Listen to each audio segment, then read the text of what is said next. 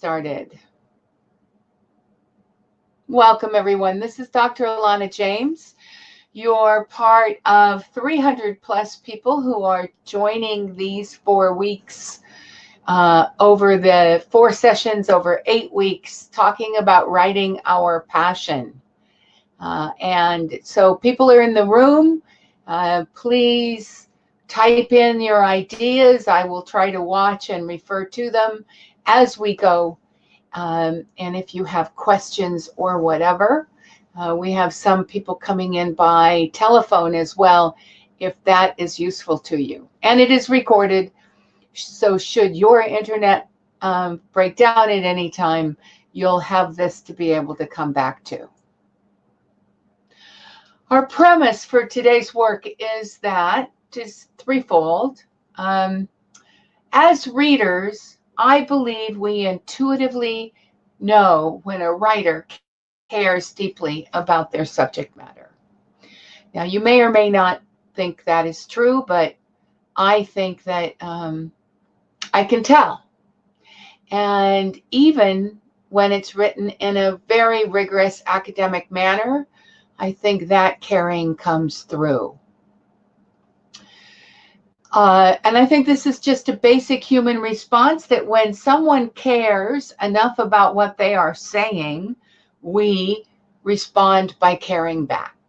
So therefore, as an author, I pour my caring into my work and hope that, and have in fact seen that, then the responses coming back are what I'm looking for. So if we want our writing to take wings, we need to learn to write with passion, academically, but with passion.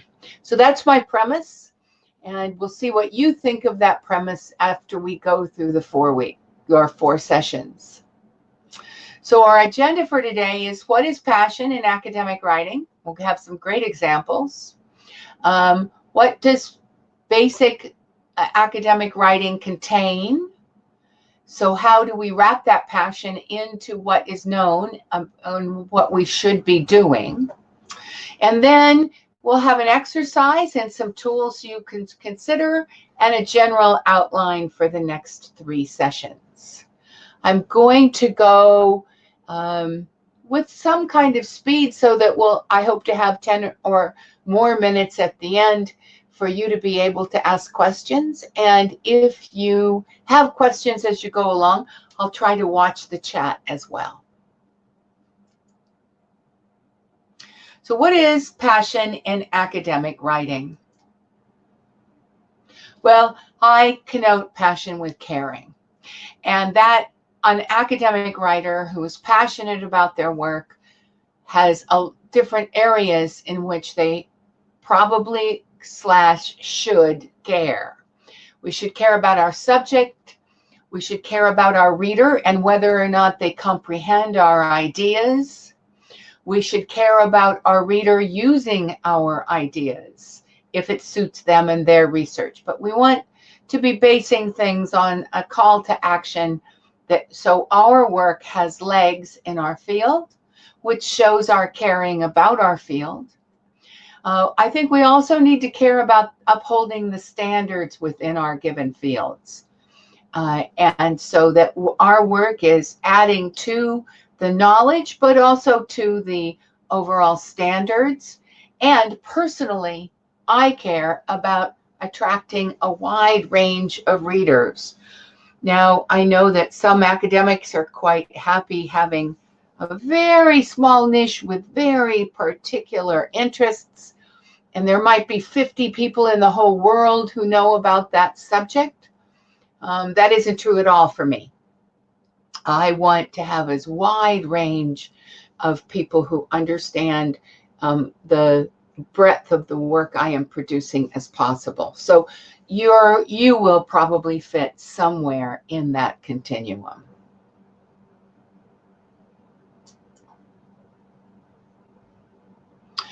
So I wanted to give you some examples. And where do you go for examples of scientists who've cared about their work?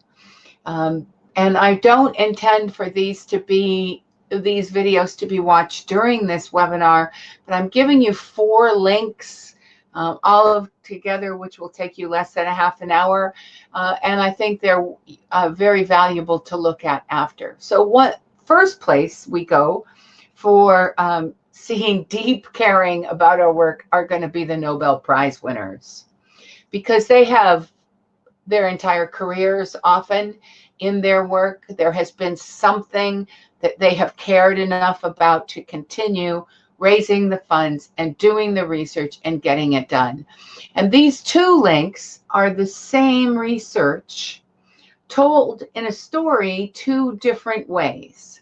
So the top one is the presentation at the Nobel Prize ceremony.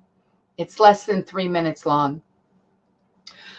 It's about a man whose work is particular to a kind of cell in our body and what that cell means to us and also to our future research, especially around cancer, etc. And the second one is the same story, and that's why I paired them together. The second one doesn't say anything more or differently than, or says things quite differently, but doesn't really say anything more than the first one. But it has a call to action. It is drilling its output into a particular call to action that we should consider fasting as a result of this man's research.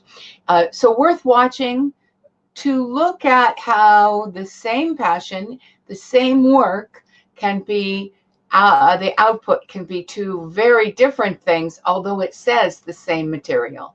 I think we need to be aware of that when we are positioning our work for publication, because in today's world, there's a wide range of how these things can get published, and we can attract many audiences, not just one. So let's compare the 2 videos. I'll tell you my ideas. They're about the same men's work, and the caring about the subject, very much true. Both videos compared about the reader, or watcher in this case, comprehending the ideas, although the second one is a little easier to grasp, took a little longer to explain some of the content, and did it with pictures. So that's useful to watchers. And in today's world, we have to consider watchers and readers in the same kind of light.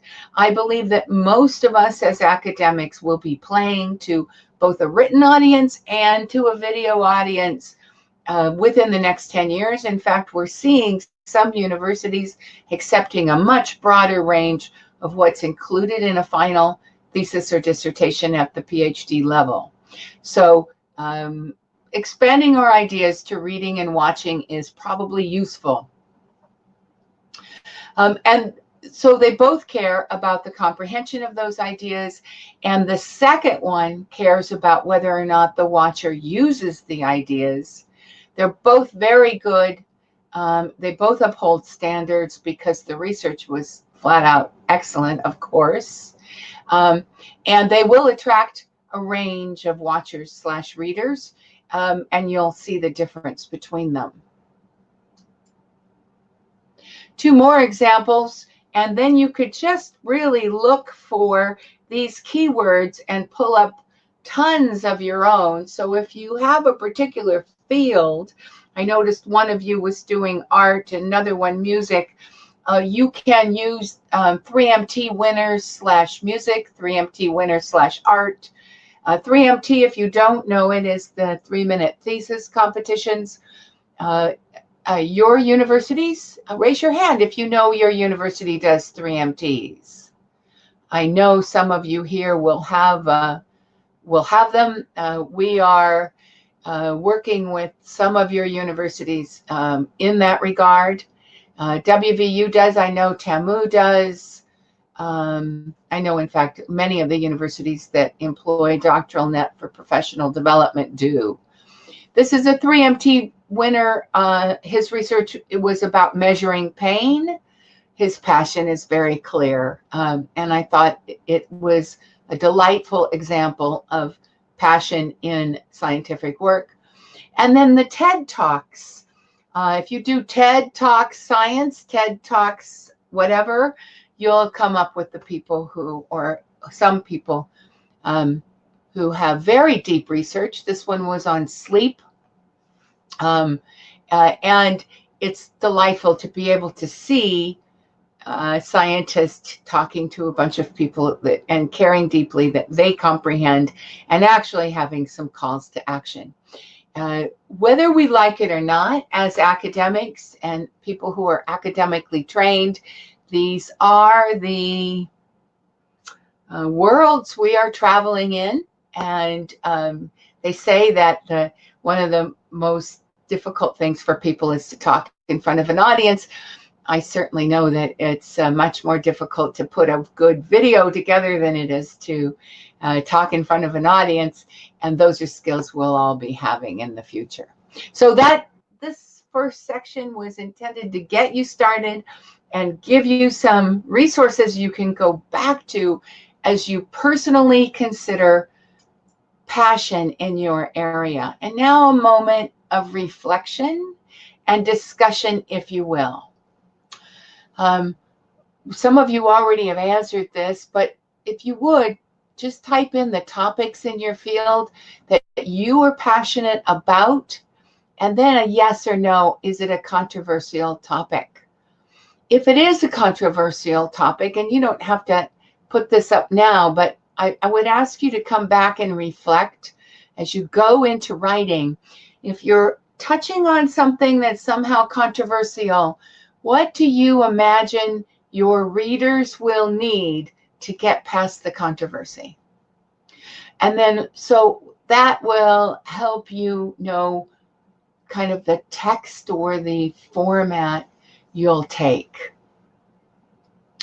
So Sebastiana's public health, genetics, misattributed parentage. Yes, it is controversial. So then the question that you'll be asking is, how do we help our reader? If we care deeply that our reader gets what we're saying, and we're talking about something that they're not going to want to hear, then how do we do that? Climate change, you know, Sarah, in some parts of the world, it's very accepted. In other parts of the world and with other types of people, it's said to be not controversial. So you have to think about your audience, don't you? And all good writers spend some time thinking about their audience. Heteronormativity in academic library employment. Oh, yes. That might also be one of those things that isn't not exactly that. You know, we all of our fields have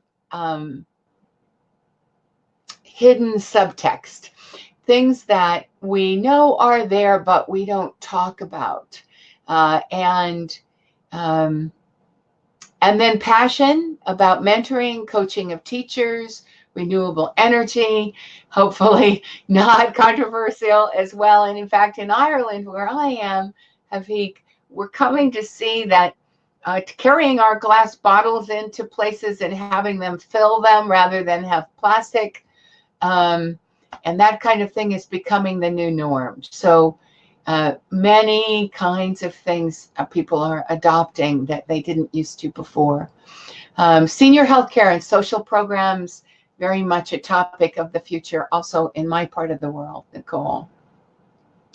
Okay, I did an example about this, and those of you that have worked with Doctoral Net know that one of the things I do is try out the exercises I come up with in my own worldview to see how useful I find them. So a topic that, to give you an example, a topic that I would be passionate about is that some students sometimes need to take action to overcome difficulties when their university committee breaks down so that they can graduate. Is it controversial? not exactly controversial, but definitely these topics are hidden from view. Something professors and programs don't often talk about. And as a result, students don't often know what options they have. So I would imagine that some student readers might be quite excited to have this in written form, and some professors might be somewhat uncomfortable. So what I have to do is I have to write it in a way that is very matter of fact and points to the actuality of the situation, that different universities have slightly different responses, although legally around the world they are required to have responses. And so what students do when they're seriously worried about a situation that they're facing can follow a track, but it isn't widely written. So being matter of fact will be helpful. All right, let me see. Is there anything else? Looks like we're good. Let's go on to the second. I want to go back to basics for a minute, refresher for some of you. However, others may be just beginning your graduate pathway, and so this may be new information. So I'll try to be both concise and keep the pace.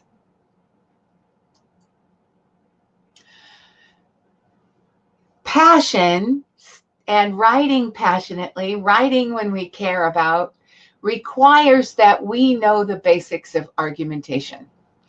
Those of you that were around during the professional development in 2018, 2019 may have seen that we started an argumentation series, if you would, and Dr. Maria Sanchez Patino will continue that series this fall with 4 specific kinds of argumentation. So what I'm doing today is just hitting the top surface, but this is the basic stuff. You start an argument in your head by understanding what your claim is. This is your statement. This is where your passion lays. Then you back that up with evidence. These are the ideas, data, etc., that hold together in your mind and back up your claim. So because it's your mind that's holding them together, you need to explicitly build a warrant or a process, a logic that points out how these evidence add up to your claim. And then you close the argument by coming full circle with a discussion, a therefore statement, if you would, that says, because the warrant points out these particulars, evidence go together, then we can believe the claim.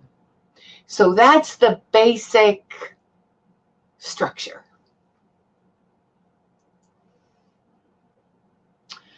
Okay, so taking that same example I used earlier, when a student is stalled due to their inter-committee interactions, or they just feel they are not heard by those in power over their final graduation, they should consider their options and take action.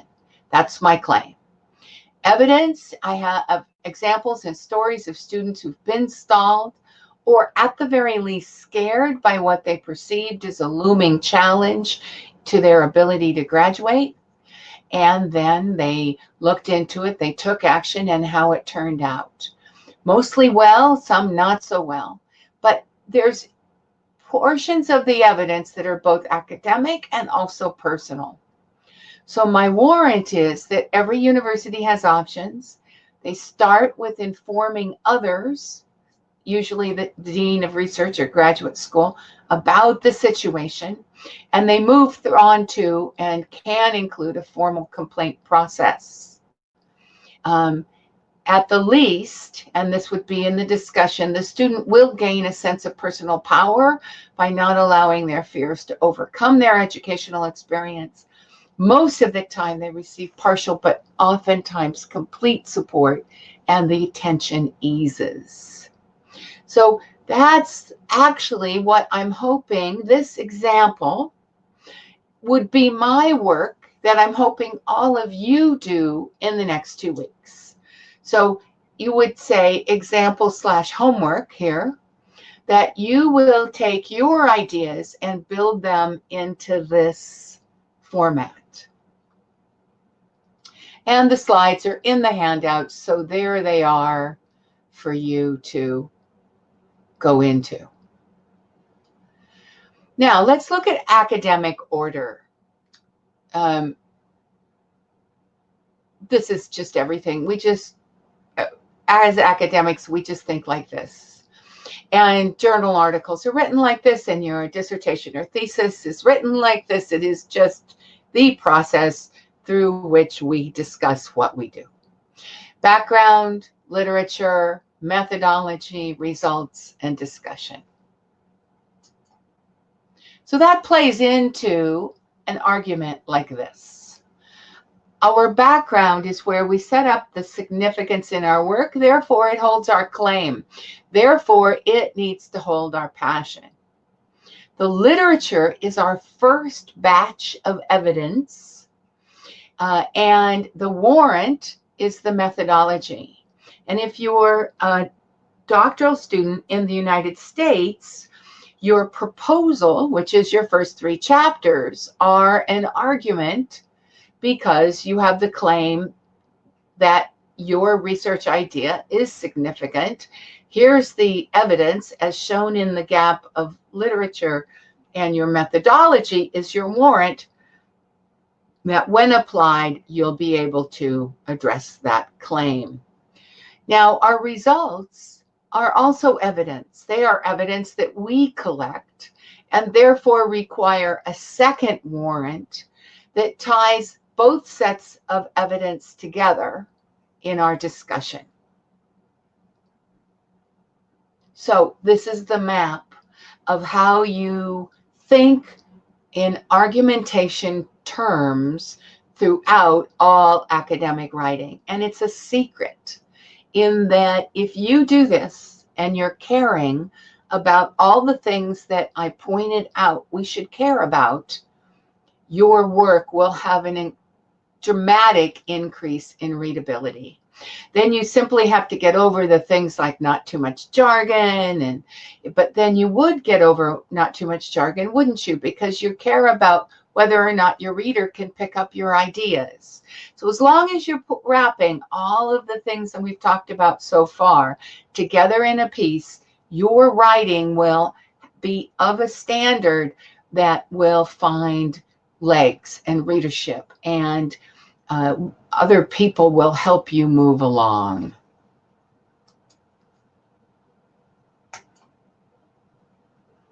Okay, before I move into the exercise and give you some tools, are there any questions right now? Raise your hand if you want to write a question. I'll know it's coming and we'll give it, we'll wait. So anybody wants to ask a question, your hand is directly below the chat box. Several of you coming in by telephone. That's interesting to know. We will always make sure we have it on then.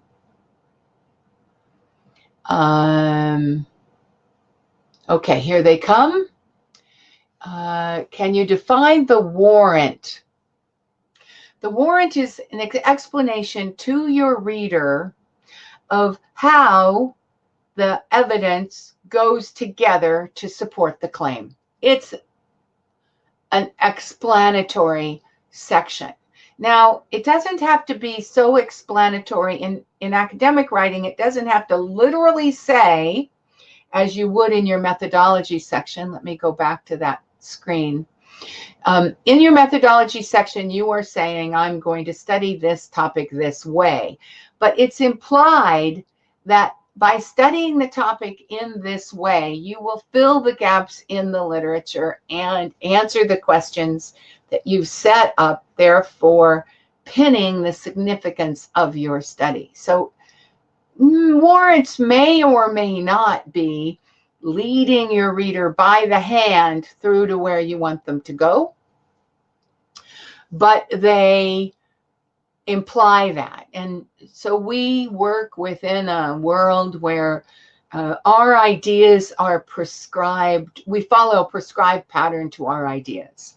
Therefore, if you're writing to an academic audience, you don't have to do so much hand-holding from section to section because they get it. They know why those sections are in that order.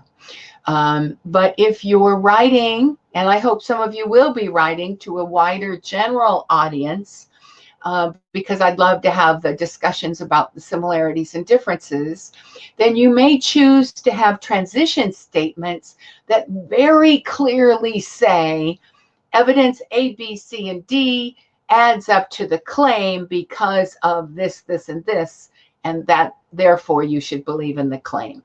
Okay, so that's warrants. Raise your hand, did that answer your question? Does that make a warrant? Okay, now discussion, conclusion. Yes, similar, different parts of the world proscribe that you have your 5th chapter in your final PhD dissertation called one or the other. Depending on your field, discussion may be more usual and conclusion may be more usual. They have slightly different nuances. Conclusion is a word that means at the end of it all, we should come to this final piece. Discussion is a word that says, here is how it all wraps up together, but it may not be appropriate in that field or in that journal or in that place to lead your reader quite so clearly to a call for action. So a conclusion ends more than discussion ends. However, at the end of the day, we write to the guidelines in our field and to the journals that we are intending to be published in, and we seldom choose whether or not we're using the word discussion or conclusion. We're more or less always following the pattern that we're in.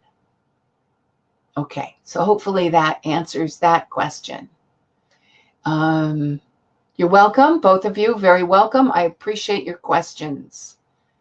We play to an audience where some of you are just starting, and it's good for those who have been here a while to remember some of these things. Depends on the format of the journal. Yes, a lot will depend on the guidelines of the journal.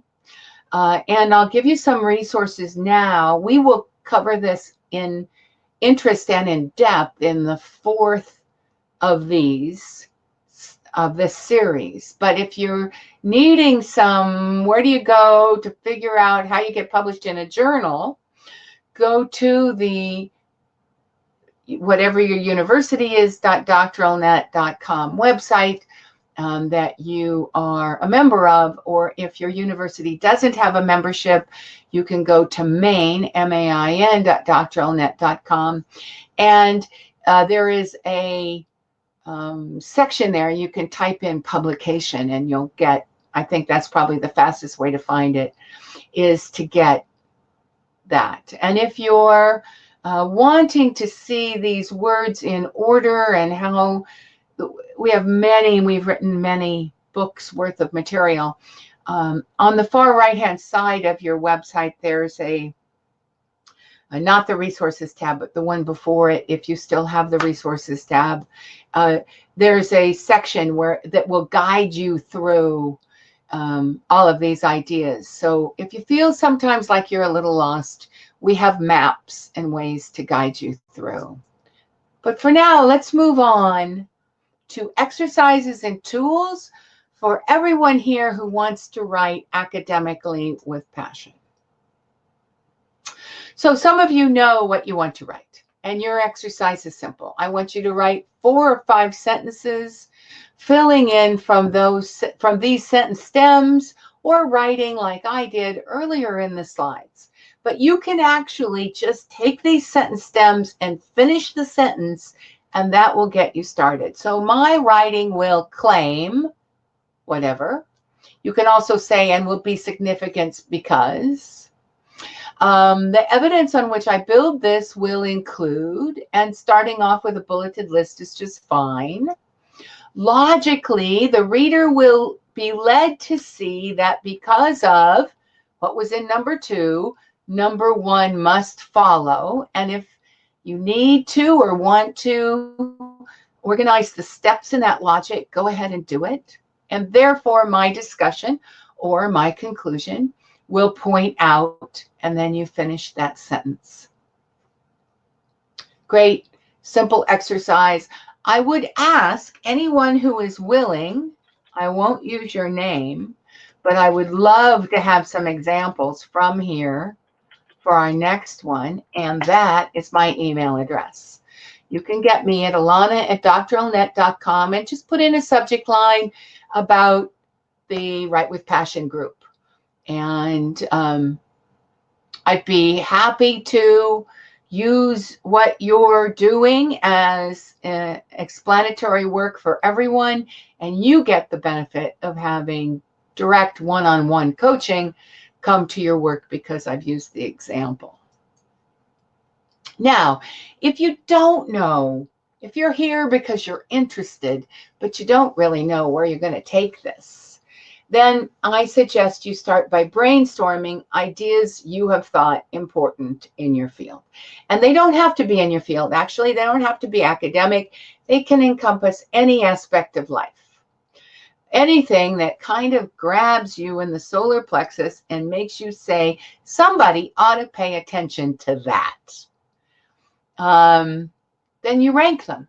And I would suggest you rank them, go back to the caring slide, go back to the list of what we say people who have passion should care about, and rank them by subject, by how much you care whether your reader comprehends your ideas, by whether or not you care if your reader uses your ideas, whether you're a field of interest of that topic, how much, because you may or may not care about the field, that may make your choices, but upholding the standards in that field may or may not matter in some cases, but just critically analyze your ideas.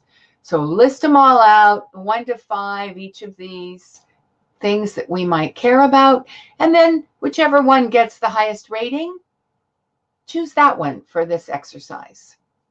And then you do the exercise on the previous screen, which is the sentence steps. Okay, anybody have a question about the exercise?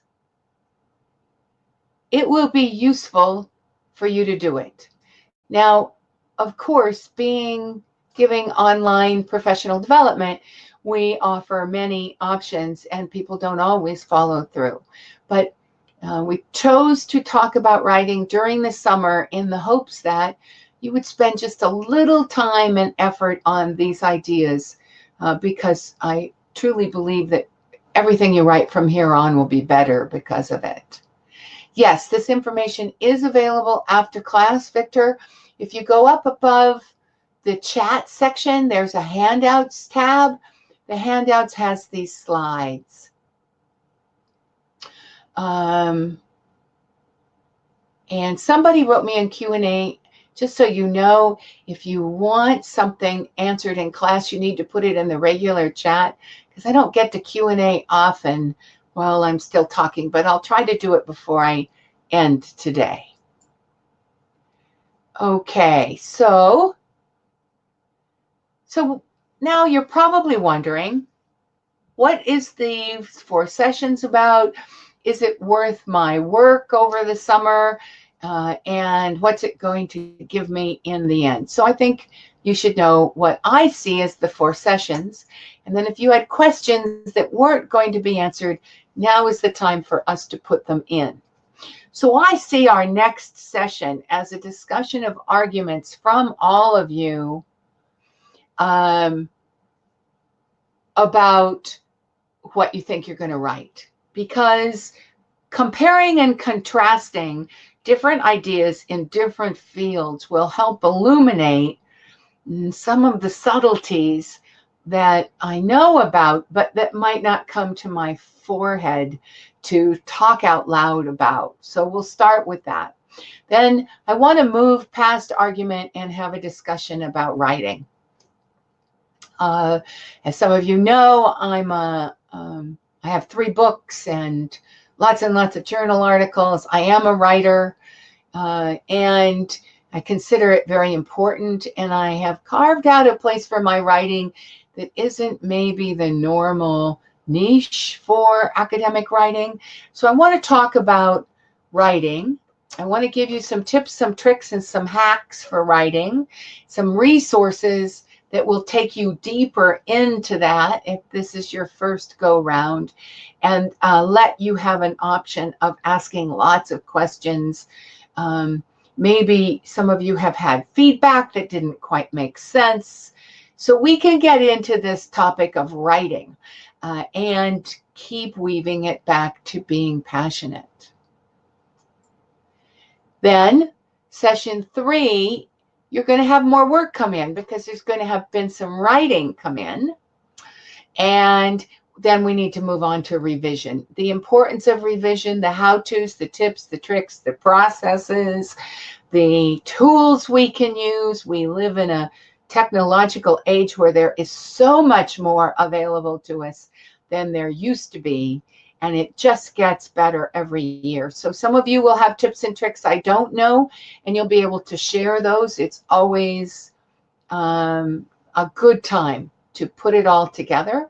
And then we're going to have an exercise where you look forward to where you want to be published, and you'll bring in those guidelines, and we'll talk about how you choose where you want to be published, and just kind of some basics there. Then the 4th one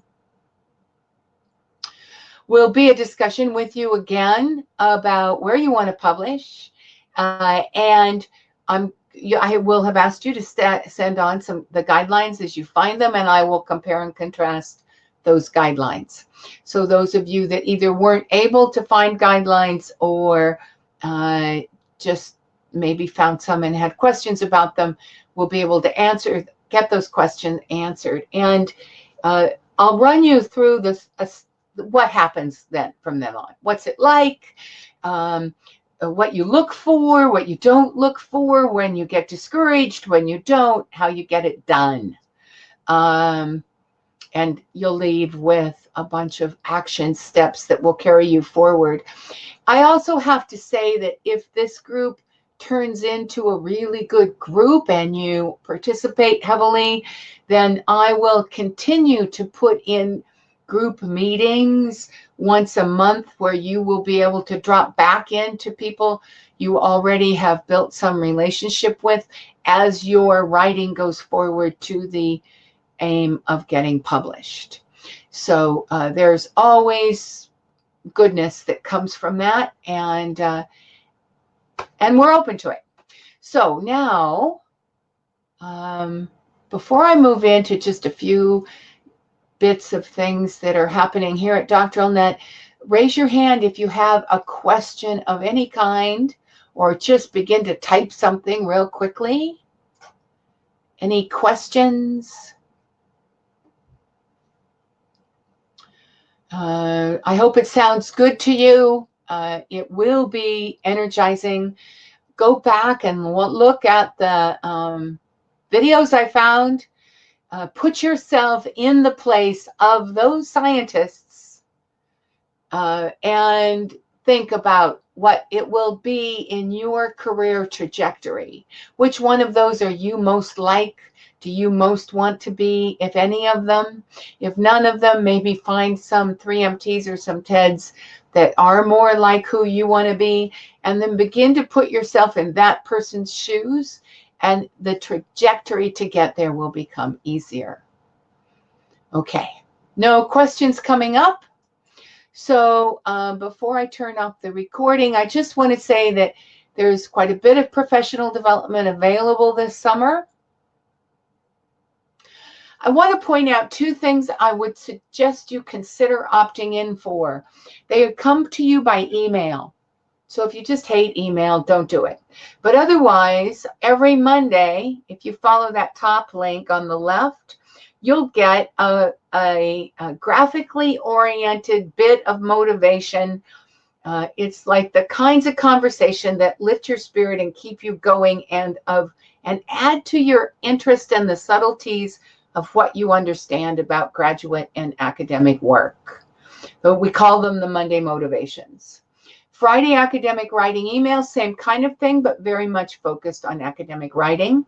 Just to let you know, Monday motivations is a redo of something we used to do that came every day. And Friday academic writing emails we've had going for a while. They get about 40% open rates. So that tells me some people are finding them very useful. Also, we suggest you download the app. If you are a student at one of the universities that we have ongoing relationship with, your university email will get you into that app, and you will then, it makes it easier to find out the webinars, to have it on your phone, etc. And as we see more people using the app, we'll begin to send an occasional notification that way. Right now, no notifications. It's an easy way for you to get on your phone and look at the latest webinar if you missed it, etc. Webinars and groups, we have, of course, Write Your Passion 2, 3, and 4. There's a group next after the Write Your Passion 2, a group that is making the most of summer, tips and tricks that help. Dr. Maria is talking about what you can do to write consistently, and she's also talking again about reflective reading. Those are the links. And then please, everyone, and I'm going to put this in there. Let me see if I can get it for you in a link here too. We're asking you every time you come, I know it's a bit of a problem sometimes, but every time you come to anything, please take the minute it takes to do this survey. It's just 4 questions.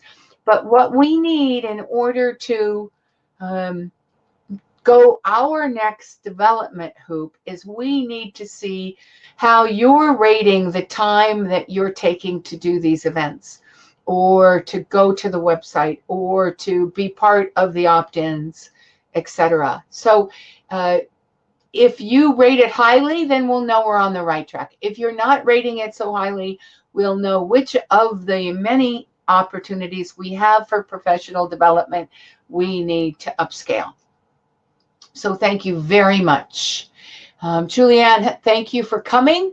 The schedule for the other passion sessions, if you go to, let me get it, the bigmarker.com site, you'll be able to sign up for all of them and all of our webinars if you go to that link. You will be able to access William.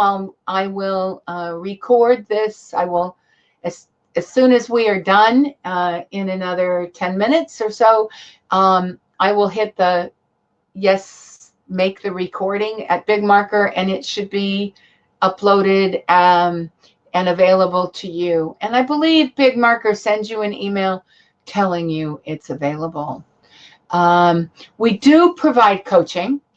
It's not one of the services that comes with our general professional development, but we don't write for you, but we do help you write better. We are professors, so we don't go to that, but we do help you coaching. Yes, helping you coach to write, absolutely. It depends on who I suggest. It depends on what your methodology is. So if you want to write to me at alana@drlnet.com and tell me what you're doing and where you are, I can set you up. And then you can see if it's for you. We hope to offer full services for everyone. And just to let you know also, if anyone is interested, I am writing a book this summer. And the title of the book is The Hidden Curriculum of Graduate School. And if you might be interested in being an occasional peer reviewer for that, just email me at that email address and I'll set you up. Not special sessions, Sebastiani, for Anna, for dissertation proposal writing, but let me get you the links you need. What is your university? And I'll tell you precisely where to go.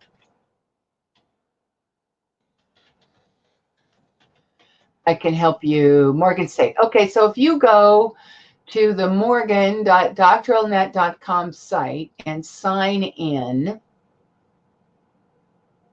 I'm signing in now to another one of our sites. And because we have quite a bit of step-by-step guidance when it comes to proposal writing. Enough that you can probably do a self-serve on your own and then come back here when you have specific questions. And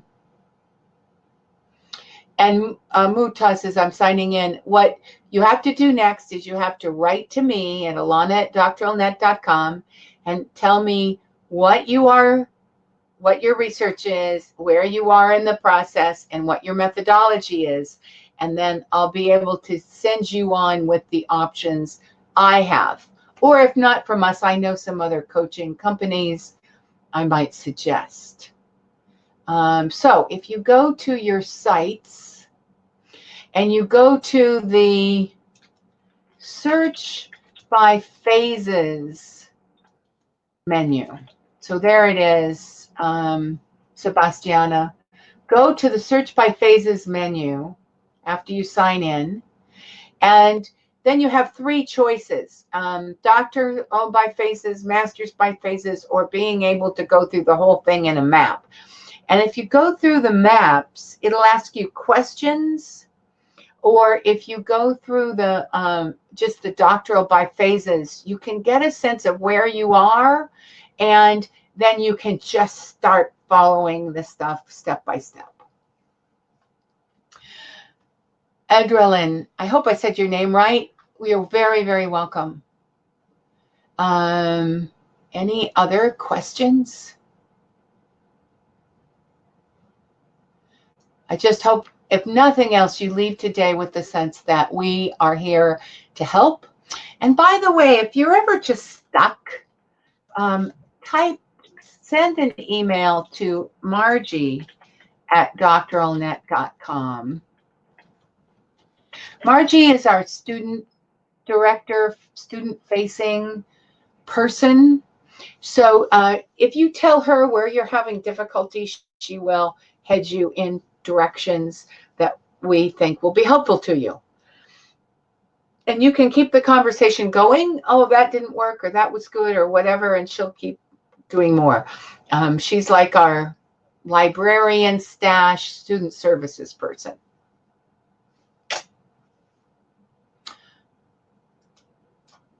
Okay, with that, I'm going to cancel the recording and hang out for just another 7 minutes if anybody else has questions. If you're watching by recording, thank you for doing so. And we hope to see you back for sessions 2, 3, and 4.